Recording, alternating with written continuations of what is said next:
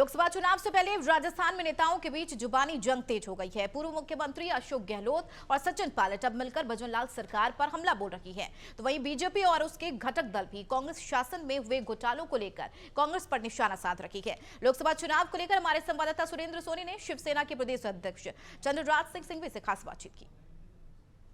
लोकसभा चुनाव का शंखनाद हो चुका है और अब लोकसभा चुनाव से पहले जो है वो राजनीतिक सरगर्मियों का पारा भी लगातार बढ़ता जा रहा है।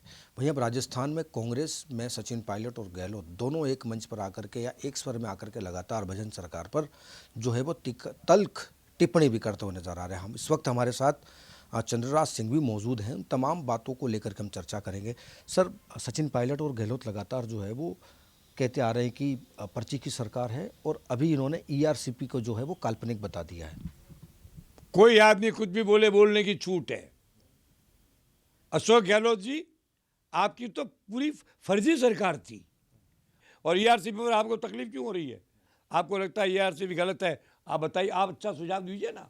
क्या चाहते हो ईआरसीपी में? पानी कम मिलेगा, पानी ज़्यादा मिलेगा? अरे मिलने का रास्ता तो खोला, तुमने तो रास्ता ही नहीं खोला था, बांस की तरह बैठे थे। काल्पनिक है ईआरसीपी, काल्पनिक है, वो काल्पनिक है, मगर तुमने तो काल्पनिक को भी कल्पना से बाहर कर दिया था। सोचा ही नहीं था कभी काल्पनिक होती है। कोई आदमी कल्पना करता है तो सजीव करता है, जो कल्पना ही नहीं करता है वो मूर्ख क्या करेगा? अब रहा साल, अब दोनों ने आकर के एक साथ कह दिया। क्या कह दिया? पहले भी दोनों एक थे, तब भी कहते थे सरकार बना लेंगे, रिपीट होगी। क्या रिपीट? ब्रोबीट हो गई। रिपीट होना तो अलग की बात है। अरे वो तो 542 में से 542 सीटें जीत रहे हैं भारत में, मगर शर्त ये है कि भारत की जो डेफिनेशन है वो पाकिस्तान के एरिया तक लिमिटेड कर दी जानी चाहिए। जीत रहे हैं, खाक जीत रहे हैं, पता नहीं कोई बात न हींग न पूछड़ा, पंचायती करते हैं। 25 जीत रहे हैं, एक सीट जीत जाओ, आओ मुझसे शर्त लगा लो। 25 सीट कहाँ की जीत रहे हो? जो तुम्हें जमानत जब सवाई माधो बनाने नहीं देंगे, वो बैठा किरोड़ लाल जिलत नहीं लगा देगा तुमको।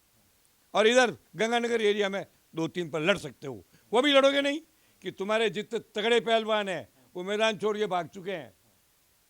है ही नहीं तुम्हारे पास, लड़ने वाला आदमी नहीं है, टिकट लेने को तैयार नहीं है और चुनाव जीत। तुम चुनाव लड़ लोगे तो भी मैं तुमको कहूँगा कमाल कर दिया तुमने, ऐसा भयंकर कमाल जिसका कोई मुकाबला नहीं है। गिर सकती है, 100% गिरेगी। 2029 के बाद 2034 में ये सरकार गिरेगी, तब तक सूझ आप आराम करो।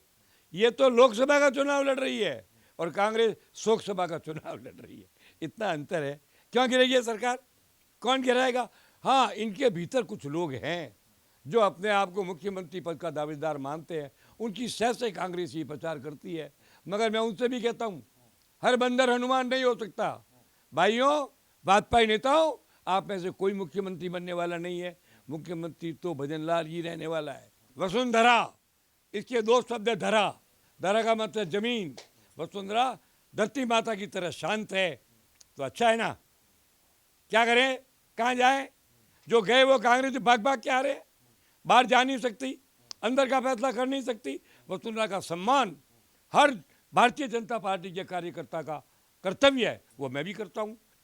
बिल्कुल, ये थे हमारे साथ में चंद्रराज सिंह, जिन्होंने तमाम बातों को लेकर के पर्दा साफ कर दिया है कि जो गाहे बगाए सियासत में जो बयानबाजी हो रही है, उन बयानबाजियों में कोई तल्ख टिप्पणी नहीं है। हालांकि ये बयानबाजी सिर्फ और सिर्फ हवाई फायर की तरह समझी जा रही है, लेकिन लगातार भजन सरकार अब जिस तरीके से प्रदेश में काम कर रही है, उस पर अब कहीं न कहीं एक बहुत बड़ा लोकसभा को लेकर के एक बहुत बड़ा मूवमेंट नजर आ रहा है। कैमरा सहयोगी राकेश गुप्ता के साथ सुरेंद्र सोनी, नवतेज टीवी, इच्छापुर।